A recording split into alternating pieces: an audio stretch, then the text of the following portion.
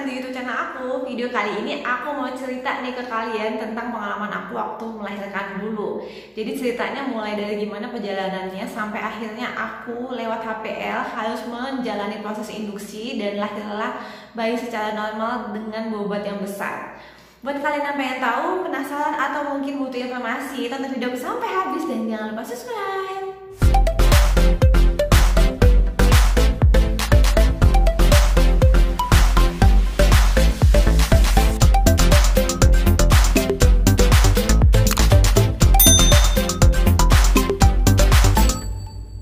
Nah, aku bakal cerita dari usia kehamilan aku di 38 minggu.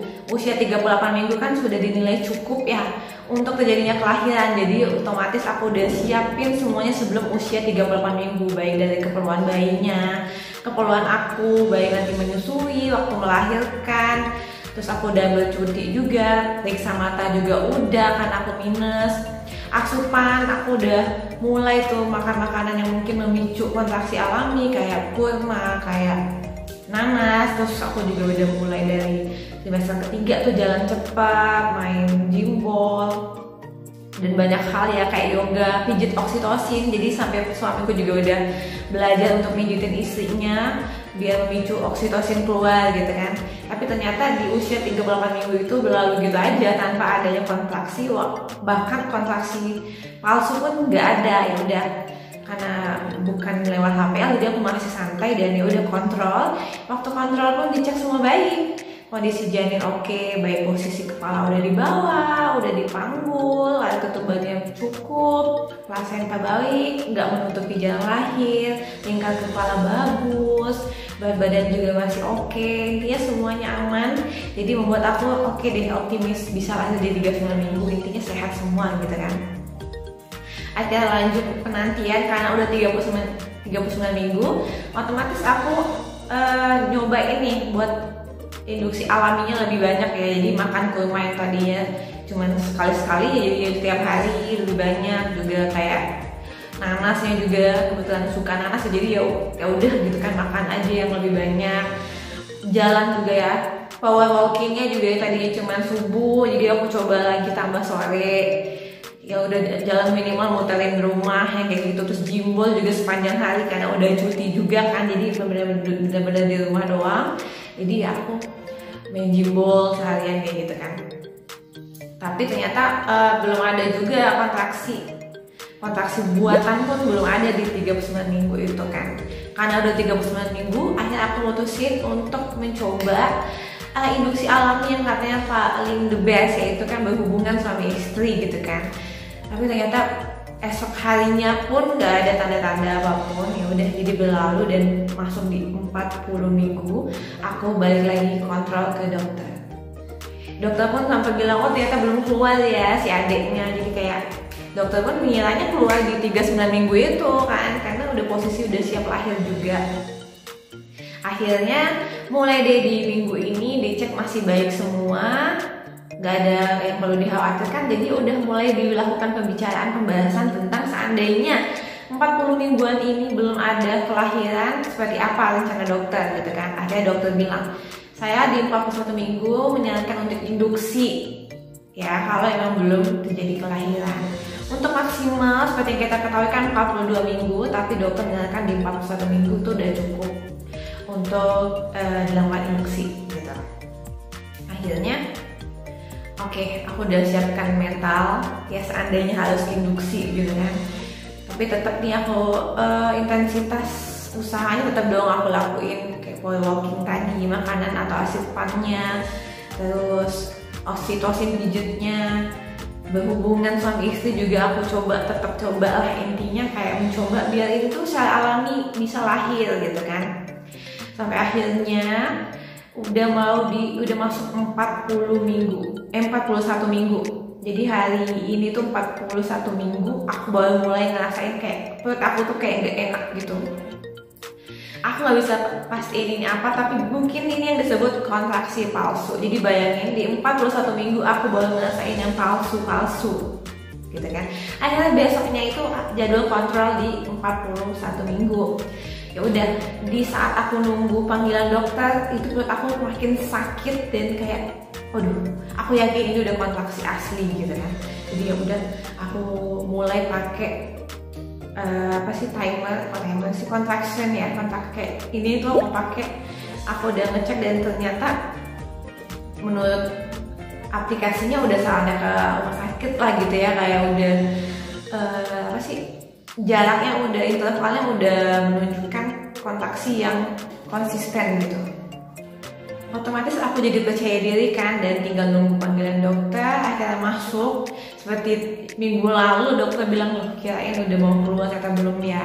Oke, kita cek dan ternyata semuanya masih oke. Di usia 41 minggu ternyata alhamdulillah masih baik banget kondisinya, pertumbuhan juga masih bagus.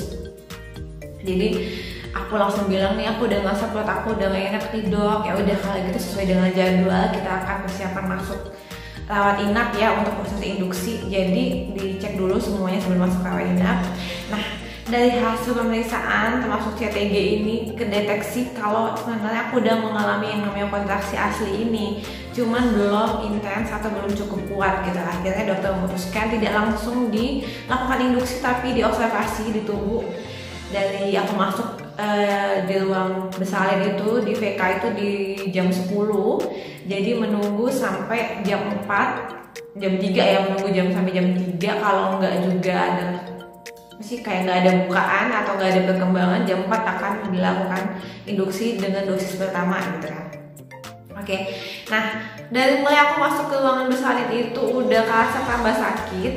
Jujur kayak aku percaya diri banget, oh udah mau lahir nih, udah mau ketemu dengan si bayi. Ternyata jam demi jam berlalu, jam 3 pun datang. Ternyata tuh aku menahan sakit yang tidak ada kayak percuma, maksudnya nggak ada hasilnya, karena ternyata pas dicek dalam itu nggak ada pembukaan, padahal udah sakit banget. Akhirnya sesuai instruksi dokter, jam 4 aku mulai dimasukkan dosisnya melalui jalan lahir. Jadi memang nggak langsung infus. Dokter aku ini kebetulan adalah sangat pro normal, jadi diusahakan senatural mungkin, sepelan-pelan itu. Jadi kayak nggak langsung. Kalau bisa sih senormal mungkin lahirnya ya akan diusahakan normal gitu. Nah, karena aku udah ada proses kontraksi alami, jadi dokter hanya mencoba dengan dosis kecil yang fungsinya juga hanya menstimulasi. Jadi kayak mendorong agar kontraksi alami ini lebih cepat dan lebih kuat lagi dari sebelumnya gitu kan.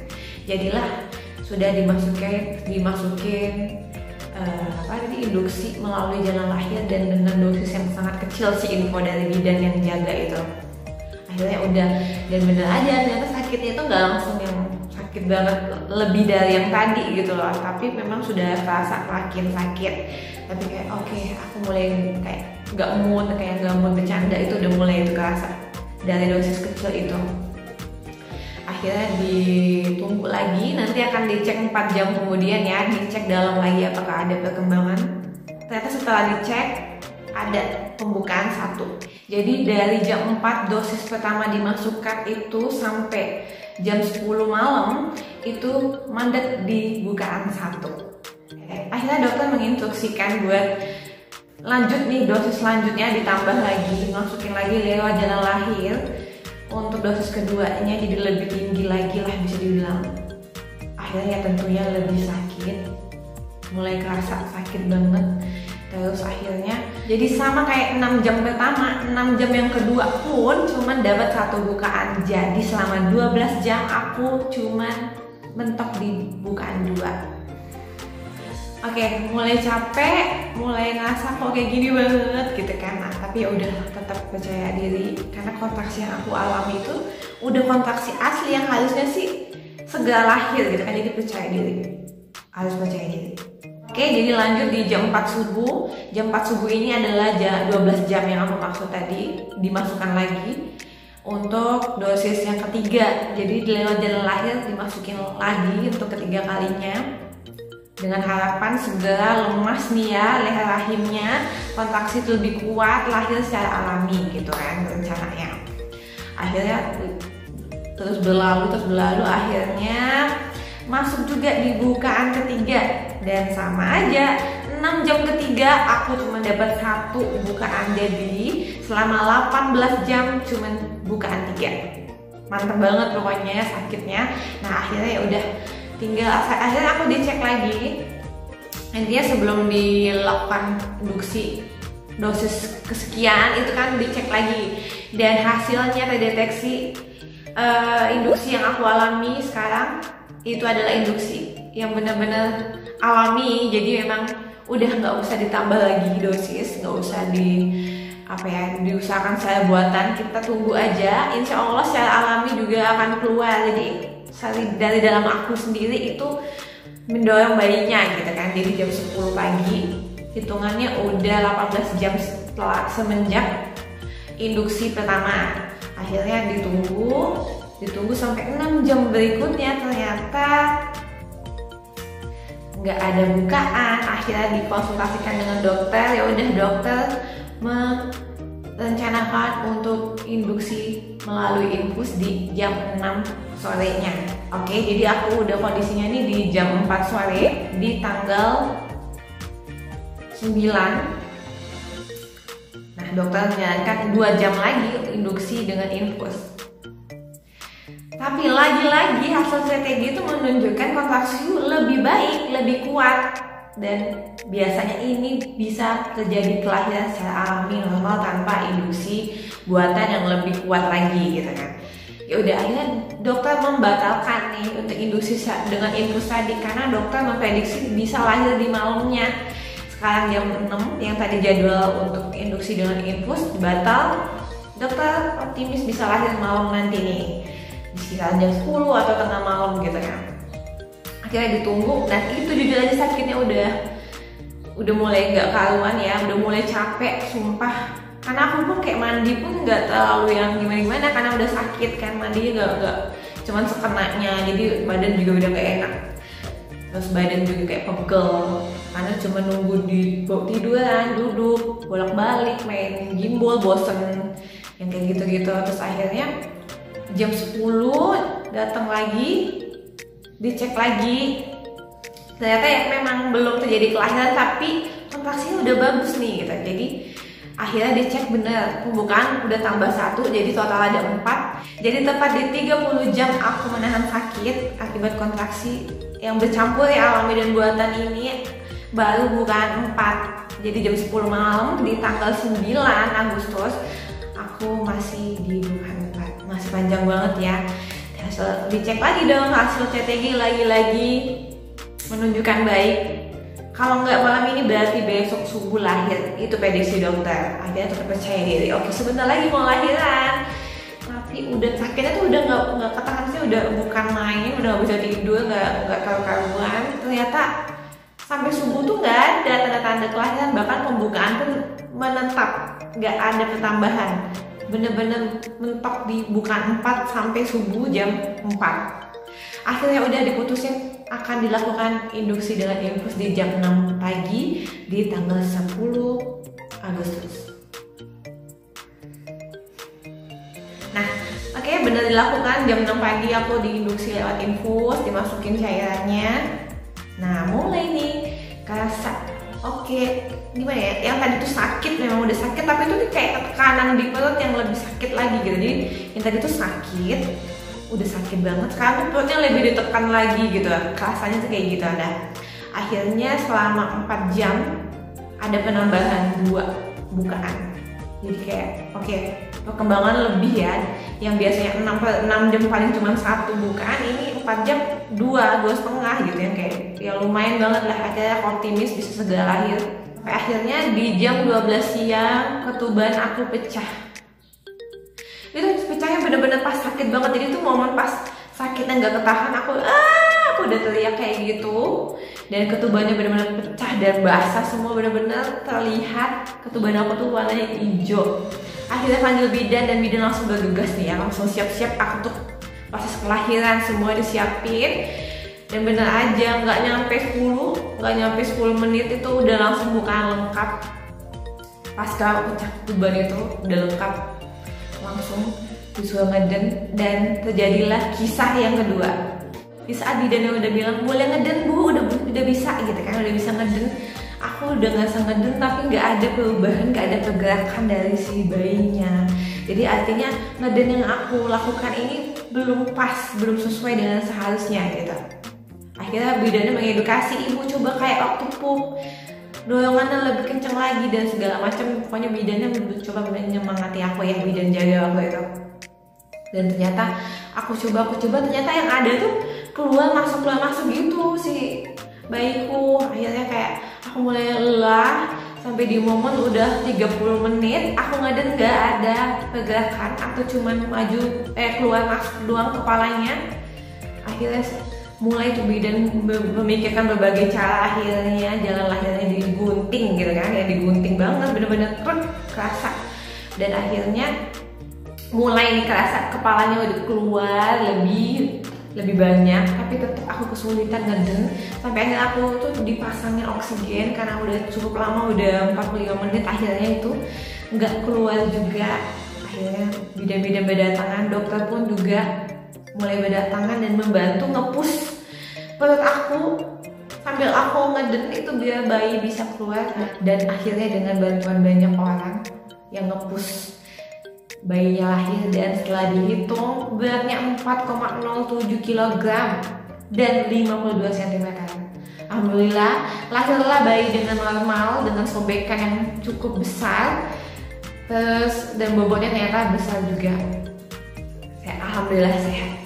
Nah, dari sini aku belajar banyak hal sih ya, yang pastinya perlu banget aku share ke kalian. Pertama, memilih provider termasuk dokternya ya, benar-benar harus yang sesuai dengan yang mungkin kalian mampu lah usahanya. Kayak misal dokter aku benar-benar akan mengusahakan selama mungkin ya, mungkin akan berimbas dengan lamanya proses kelahiran gitu kan. Jadi benar-benar kalau kalian nggak siap atau mungkin cenderung ya yang penting bayinya cepat lahir mungkin, atau yang penting usahanya udah dicoba tapi gak perlu terlalu lama gitu, karena mengkhawatirkan mungkin kondisi ibunya mungkin gak kuat fisiknya, ya kalian pilih provider atau dokter yang sesuai dengan yang kalian butuhkan gitu kan. Providernya juga ini yang aku maksud adalah ada beberapa provider yang menyediakan alat dan juga kayak alternatif posisi bersalin. Nah, jujur aku agak ngerasa kesulitan waktu bersalin dengan posisi yang mainstream yang kita tahu itu ya. Nggak tahu kenapa kalau jongkok kayaknya lebih enak gitu, tapi kan ini masih pertimbangan dari aku. Tapi aku pernah baca juga memang setiap ibu itu punya cara yang masing-masing untuk merasa nyaman. Nah, kalau kalian termasuk orang yang mempertimbangkan banget soal posisi bersalin, kalian mungkin bisa dicari alternatif provider atau tempat melahirkan yang bisa bantu menyelesaikan permasalahan kalian itu. Terus juga mental itu penting banget, karena nggak semua orang yang ngebantu persalinan kalian itu punya persamaan pemikiran. Karena jujur aja yang aku alami saat itu, semua yang menangani bayi, tapi ada satu oknum ya bisa dibilang yang rasanya aku itu nggak bisa melahirkan.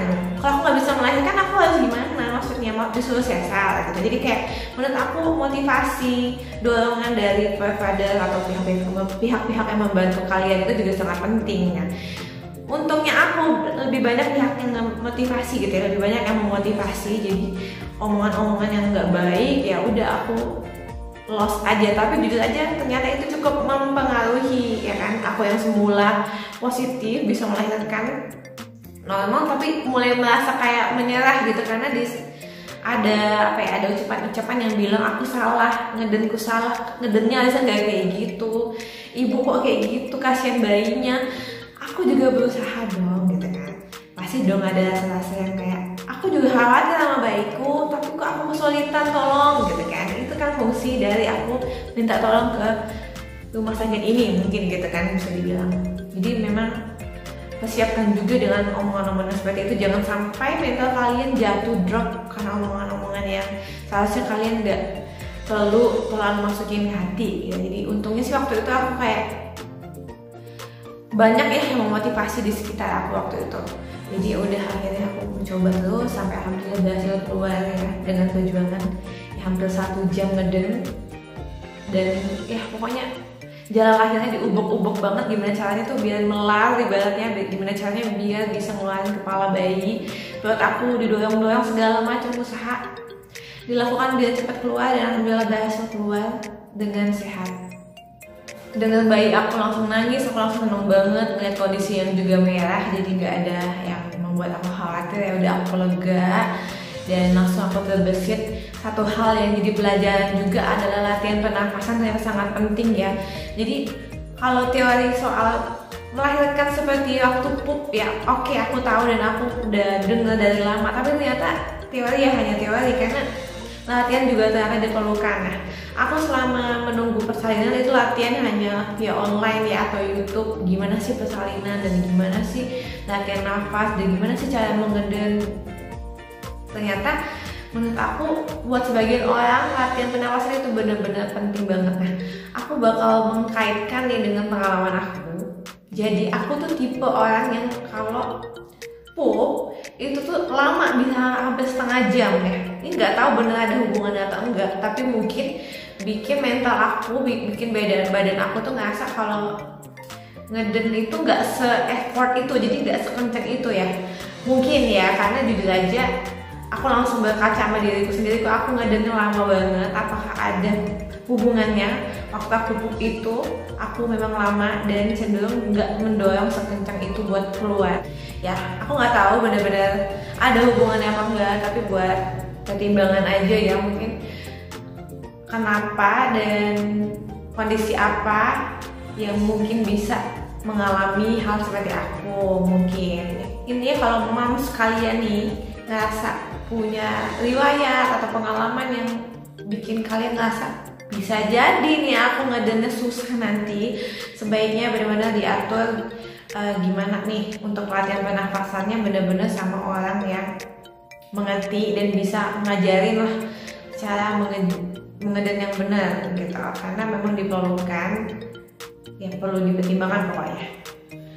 Jadi untuk melahirkan ini benar-benar suami dan istri benar-benar harus kerja sama ya, karena ilmu yang dipelajari ini bukan sebatas ibu yang melahirkan, tapi partner yang bakal nemenin kita juga butuh ilmunya gitu ya, gimana cara menenangkan, memberikan motivasi. Kemudian kan udah belajar oksitosin juga diperlukan sampai persalinan terjadi gitu. Terus ya afirmasi positif itu siapa sih yang paling mungkin memberikannya? Tentunya suami gitu.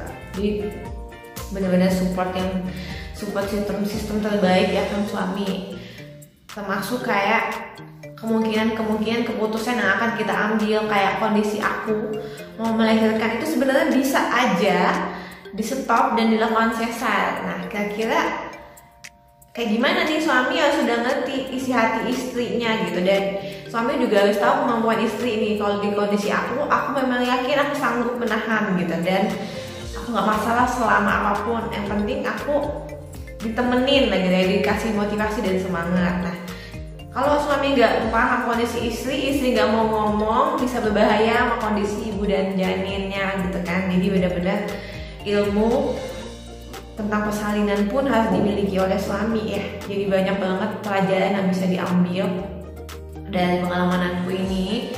Yang pasti seorang ibu pasti diberikan kekuatan untuk melahirkan. Nah, tinggal gimana sih kapasitas, kemampuan, terus juga kondisi lingkungan itu dorongannya seperti apa nih untuk terjadi kelahiran yang sesar atau normal. Nah, di induksi yang seperti apa juga harus kalian pahami. Metode induksi ada banyak macamnya. Kok tadi aku bisa pakai pil dulu, kenapa nggak langsung infus, itu kalian juga harus pelajari. Nah, di momen aku ini ya memang karena aku udah terjadi kontraksi alami, dan juga kebetulan dokter aku adalah dokter yang sangat pro normal, jadi tentunya tidak langsung dipaksa atau tidak langsung digunakan induksi yang mendorong atau membuat kontraksi yang kenceng gitu kan. Aku udah ada alami, tinggal dibantu melemaskan leher rahim yang nanti diharapkan bisa terjadi secara alami. Kalau siap sama seperti aku, ya berarti harus kuat, tapi juga tetap siapkan opsi, ya kan, opsi seandainya benar-benar terjadi kesulitan yang memang harus sesar. Ya pokoknya apapun caranya, kelahiran apapun caranya, memang kita pasti kuat melewatinya dan kita tentunya hebat. So buat yang masih menunggu kelahiran, udah lewat HPL atau hampir lewat HPL, nggak usah khawatir. Yang penting kalian udah ngerasa berada di pilihan yang tepat, baik dokter dan provider, juga suami yang sudah siap dengan ilmunya. Yakin anakmu juga tahu harus lahir kapan dan sudah sesuai dengan takdirnya lah. Jadi yakin aja yang penting ibunya tahu apa yang harus dilakukan dan ambillah keputusan yang sesuai dengan kapasitas gitu sih. Semangat pokoknya. Semoga kita semua sehat, bayi dan ibunya sehat, sampai kita bisa melihat anak kita sukses. Amin. Makasih ya kan udah tonton video aku. Sampai ketemu lagi. Bye bye.